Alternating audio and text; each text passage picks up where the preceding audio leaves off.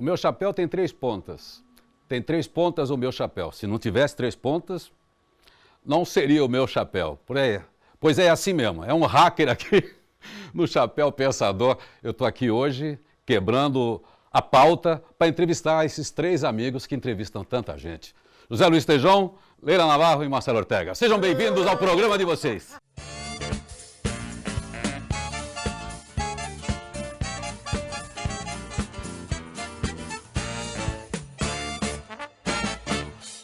Que maravilha, Irineu Toledo com a gente aqui. Irineu, primeiro, faz tempo que a gente queria que você viesse, você que é um amigo, um comunicador dos mais incríveis do Brasil, um cara que eu admiro muito e que tem esse quê, assim, não só do levar a palavra há tantos anos, tão cedo na mente das pessoas, mas de influenciar pensamentos e tal, mas que tem um carinho fantástico com a gente, os programas na Transamérica, a gente que está nessa longa estrada. Então a gente queria muito que você viesse e nos contasse o que é que o Irineu, de onde o Irineu vem, para onde o Irineu vai, já que o seu tema, ultimamente em palestras, é futurabilidade, né, cara?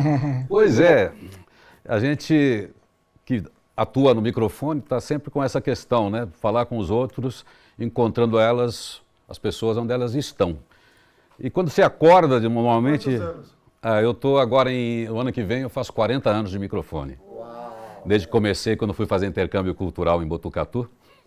E lá, pobre, né, filho de operário, faz intercâmbio cultural no interior. Foge de casa, vai parar numa cidade pequena e foi lá que eu comecei. Mas enfim, todos os dias a gente encontra as pessoas com esse dilema, né? Quem sou eu? E quando você acorda, que é o horário que normalmente eu atuo, sempre gostei pela manhã, eu encontro um ser ali que é a criança de sempre. É um ser que simplesmente acorda. Então, se você chegar perto de alguém que acorda e avisar, como um mestre de cerimônias, que eu também atuo, pô, bem-vindo, Maravilhosamente bem. você está vivo, comemore, celebre porque você ganhou o dia de hoje. Então, eu já me sinto especial porque eu posso anunciar o maior evento que eu poderia anunciar, que é você está vivo.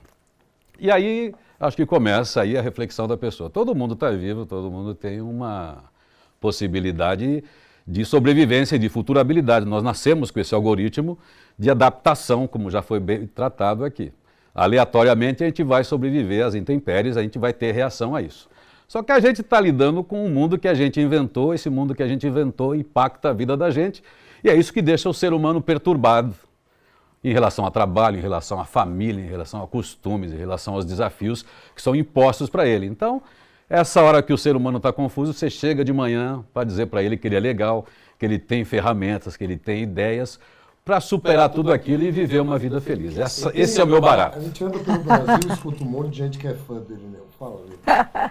Não, aí eu estava aqui pensando, né? Porque como é que a pessoa já nasce com uma voz dessa? Eu estava pensando, porque todo locutor tem uma voz, né? Uma voz característica, uma voz que a gente se encanta com a sua voz, né? É que as pessoas estão vendo ele, mas se você escuta, né, a voz, você vai imaginando. A voz é uma coisa muito importante. Primeiro você teve a voz, depois você descobriu que você era um comunicador. Como é que acontece isso? Será que quem é locutor já nasce sabendo qual é a sua missão? Porque já nasce com essa voz? É que nem cantor? É que nem cantor também? É que nem cantor também? Talvez você descobre que você tem uma voz, e a pessoa fala, nossa, que voz que você tem. Voz de locutor. Eu fui gago. Não, ele foi. Eu tomei um susto aos 3 anos de idade por causa de um cachorro e aí fiquei gago. E aí fui curado com uma benzedeira lá, mas mesmo assim eu acabei ficando a minha infância falando rápido demais. Minha mãe precisava me traduzir para o seu João. A dona Eulália precisava traduzir o Irineu para o seu João, porque o Irineu falava muito rápido. Mas, na verdade, a voz veio ali aos 13 anos, eu não sabia o que era isso. Eu fiquei com uma voz de gente grande e era um garoto. Então, quando eu abria a boca, as pessoas prestavam atenção e eu não tinha nada o que dizer. Então, isso foi um grande dilema. Coincidentemente, como você falou da voz, a voz da mídia é a voz grave por uma questão da tecnologia que se exigia dos cantores e dos locutores por causa dos filtros dos microfones ou mesmo quando não havia microfones.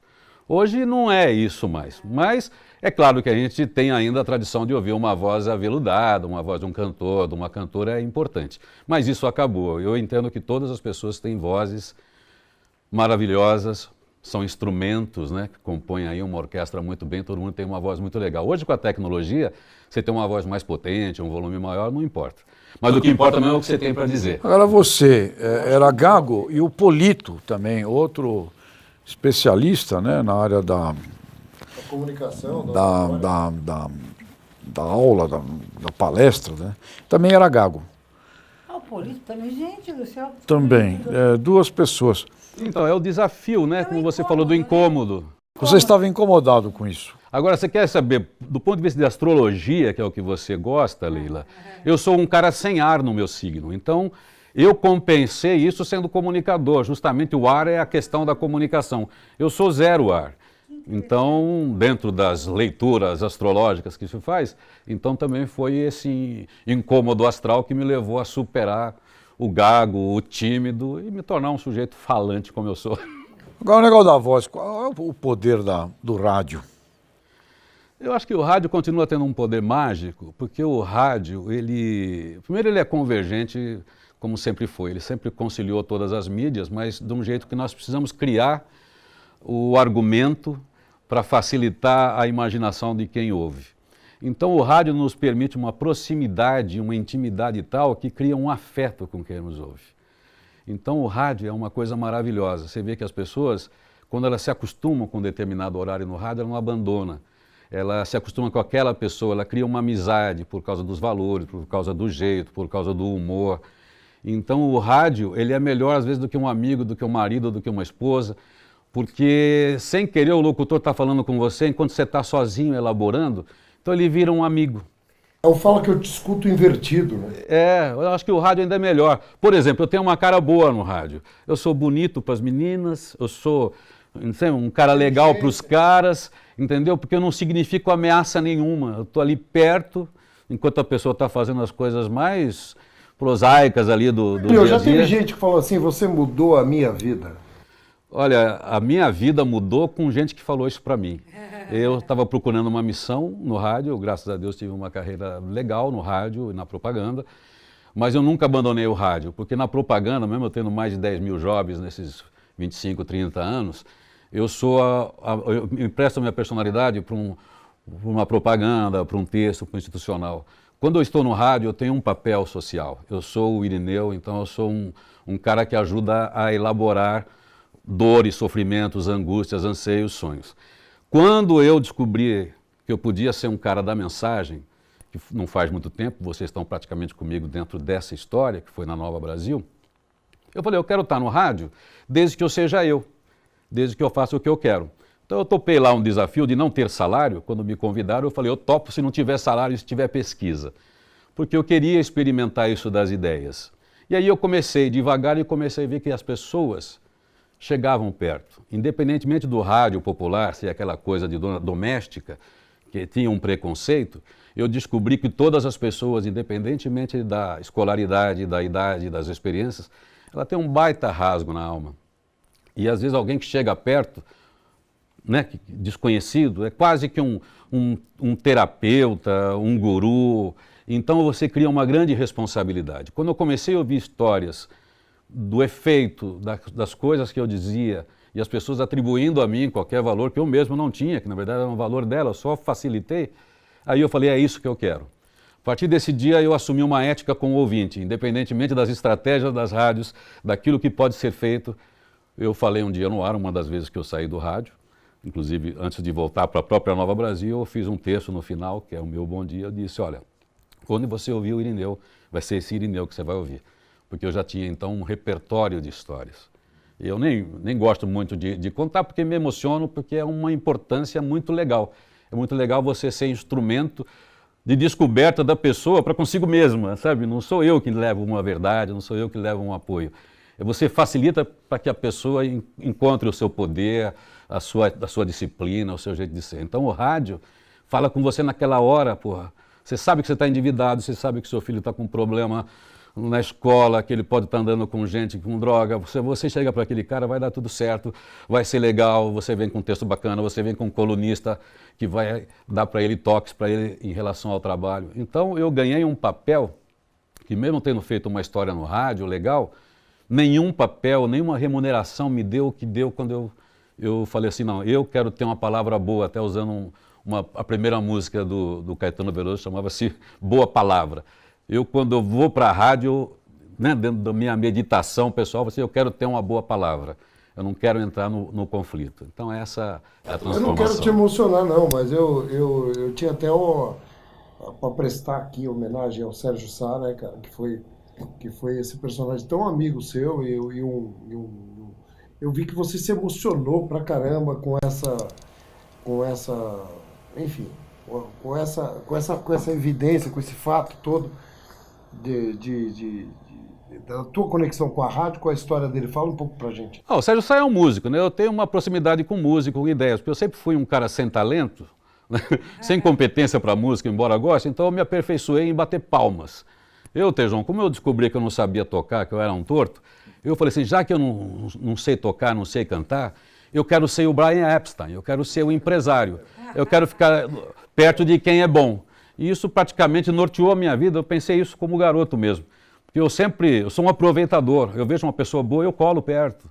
Eu quero ter acesso àquilo ali. Então, a minha experiência, a minha cultura, minha educação é muito empírica, é muito da proximidade, porque até a minha atividade permitiu isso, muito mais do que a minha formação. Então, o Sérgio Sá é um músico, eu cheguei perto dele também através do rádio, porque eu recebi um disco, quando eu estava na Morada do Sol, que eu comecei a usar como prefixo do meu programa, que chamava-se Amigo Desconhecido, que tem tudo a ver com rádio, que é uma frase linda. É uma frase linda, que ele diz assim, somos seres vibrando força e beleza cósmica, mundos estranhos em movimento que de repente podem se tocar na dança da precisão do acaso. Então eu usava isso como abertura. E aí eu fui contratado pela Manchete FM São Paulo, vim para cá. Depois eu quis entrar na publicidade e comecei a rodar estúdio. Quem eu encontro em 86? O Sérgio Sá. Daí ele passou a ser um amigo conhecido. E fizemos muitos trabalhos de propaganda, fizemos campanhas políticas, que não cabe aqui agora, trabalhamos muito. E depois, nessa fase de fazer eventos, eu trouxe ele para ancorar a gente, em tantos eventos que a gente esteve junto, ele fazendo aquela cozinha ali com música, né, me apoiando na conversa. Ele era um grande pensador, um grande alquimista, um cara com uma noção espiritual muito grande. Um grande autor, mais de 300 músicas e tal. E um cara de uma simplicidade muito legal. Então ele enriquecia qualquer conversa, seja você estando perto dele ou você assistindo o cara. E eu tive essa felicidade de também me aproveitar de tudo isso que ele era e incorporar um pouco do que eu tenho também é do Sérgio Sá. Que fica a homenagem aqui ao Sérgio Sá, o grande amigo conhecido que está aí com a gente. Isso que acontece agora com a longevidade, com o futuro, porque se você vai andando, vivendo muito, você vai ficando, muitos vão ficando no meio do caminho, né? Você vai encontrando outros e vai tendo outras passagens. Não temos por que chorar não, tá aí, tá feita aí a trajetória dele, a jornada dele, tá tudo certo. E a futurabilidade? Então, acho que esse é o dilema que a gente tem também todos os dias. Eu que, ao contrário de vocês, não vivo tanto a questão da produtividade nas empresas, os processos, mas como um comunicador, um cara interessado no futuro e também pela minha atividade, eu comecei a ficar à vontade para falar desse tema porque eu sempre fui ligado naquilo que eu sou antes de fazer aquilo que eu faço. Então, aquilo que eu sou não reconhece quando eu estou falando com um líder, como eu estou falando com uma secretária. O que eu sou antes de tudo o que eu faço é que é o mais importante.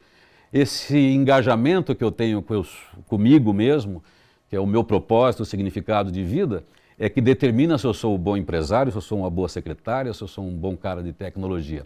Então eu gosto de falar, pelo meu hábito de falar com as pessoas de manhã, acessar esse poder da pessoa para que ela encontre esse poder humano, porque todas as outras coisas são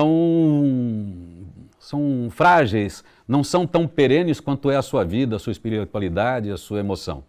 As nossas profissões vão mudar, como a de vocês mudou muito, a minha mudou também. Mas o ser humano que eu encontro daqui 10 anos vai ser o mesmo, Tejon vai ser o mesmo. Então acho que é legal a gente falar com as pessoas. Eu chamo de princípio ativo por isso, emprestando da biologia, que é onde está a grande evolução. Nós temos esse princípio, e é isso que faz o contágio, é isso que faz a gente transmitir ideias, é isso que a gente faz dar sustentação para a humanidade. o mundo evolui, tecnologia, inteligência artificial, seja lá o que for, mas nada acontece. Isso é tudo uma indústria também. O propósito ainda é atender o ser humano. Quer dizer, futurabilidade não tem nada a ver com astrologia. Não, de jeito nenhum. Não. Até porque tudo é previsível. Não existe nada imprevisível, vocês trataram disso aqui. O terremoto é previsível. Né? A minha falência é previsível. O meu divórcio é previsível. Né? O meu desemprego é previsível. A minha empresa se desatualizar é previsível. Se eu não consigo ler os mapas, se eu não consigo entender a navegação do mundo, vai dar errado. Então eu acho que todo momento, ainda mais no mundo complexo que a gente está hoje, complexo do ponto de vista da indústria, complexo ele sempre foi. A gente precisa a todo momento estar discutindo como vocês fazem nas empresas, como a gente está fazendo nesse programa, para elaborar esse mundo e não perder o eixo do ser humano, porque o ser humano é permanente. Aí é que está a futurabilidade, que é um termo emprestado da sustentabilidade, só que eu ponho o foco no ser humano, é o ser humano que se sustenta, não importa que mundo virá, mas esse mundo que virá é o mundo que eu estou construindo. Você é reconhecido pela voz? Ninguém nunca te viu, aí você está num lugar e fala, você não é o Irineu? Sim, muitas vezes aconteceu isso, muitas vezes. Ninguém E é te muito viu, né? O gostoso. cara não te viu, mas... Essa pessoa só fala assim, nossa, cara eu achava que você fosse bem mais bonito, puxa vida. Eu falei, não, fica com aquele cara do rádio. Essa é uma coisa que radialista tem que aprender. As meninas iam conhecer a gente no rádio, assim, nossa, eu tinha uma imagem tão diferente de você. Então a gente se acostumar a lidar com isso, assim, esse baque, né? Irineu, qual a coisa mais emocionante que você viveu? Dá um exemplo de algo que te emocionou profundamente na atividade do rádio. Olha, eu sou... a minha gestão interna, ela é emocional e eu privilegio isso também ao racional. Eu tive muitas situações de corte. Talvez relacionada a isso que a gente está falando aqui, que você citou, Marcelo, de histórias. Quando eu embarquei, quando eu trouxe essa coisa das mensagens, eu não trouxe porque eu inventei, porque eu, quando era garoto, roqueiro, consegui ouvir um Hélio Ribeiro, que era um cara do O Poder da Mensagem. Então, na verdade, o primeiro evento que eu fiz no Tom Brasil, eu fiz uma homenagem ao Hélio Ribeiro, só para passar esse DNA, o princípio ativo que ele trouxe para mim. Então, quando eu comecei com essas mensagens, um dia, uma senhora, essa é meio difícil eu contar, mas eu estava nessa definição de achar esse propósito para a minha carreira. Eu já estou bem na publicidade, minha vida está bem, isso aqui tem que ser legal. E quando eu comecei com isso, um dia o telefone, a senhora do café me chama, 15 para 7 da manhã, tem uma senhora, insistiu muito, ela quer falar, muito educada, quer falar com você. Peguei, saí do estúdio, pedi para alguém segurar, fui lá atender essa senhora e ela me disse assim, olha, não sou tiete, não sou uma pessoa que liga para a rádio, mas eu preciso te contar uma coisa, porque nós estamos passando uma dificuldade muito grande em casa, meu marido, 52 anos, nós temos uma família muito bem estruturada, mas foi acometido por um câncer muito agressivo. Até aí tudo bem, mas ele entrou numa depressão, isso prejudica muito. E aí um amigo falou para ele ouvir um programa de rádio. E eu quero te dizer que desde terça-feira a minha casa mudou. A minha casa mudou, eu só quero te dizer obrigado, porque a minha casa mudou. Aquele dia eu tive como uma pedra de toque, eu falei assim, é isso que eu faço, por isso que eu assumi a ética com o ouvinte. Eu falei, a responsabilidade que tem um comunicador com um propósito, independentemente de eu viver profissionalmente disso, de eu querer fazer propostas comerciais com isso, mas o princípio de tudo tem que ser, eu falo com almas humanas, eu falo com almas, com pessoas que estão lidando com as coisas. Se eu puder ser um apoiador disso, esse é o papel do comunicador. Então, eu coleciono histórias, mas essa foi a história, porque eu estava despreparado, eu fui lá atender uma ouvinte, e ela, assim, ela fez, assim, enfim, foi uma coisa que eu não posso deixar de citar. O propósito. Tô bem. Que propósito lindo, que história linda. Obrigado por dividir a emoção com a gente aqui. Isso. Emocionou também. É isso? É isso. É isto. Olha, com o Irineu dá pra ficar a tarde Dá, inteira. dá. Nós estamos lá para Pirineus, né? Que ele está nomeando lá. A região toda. Pirineus é uma região muito importante. Pirineus é uma região muito bonita.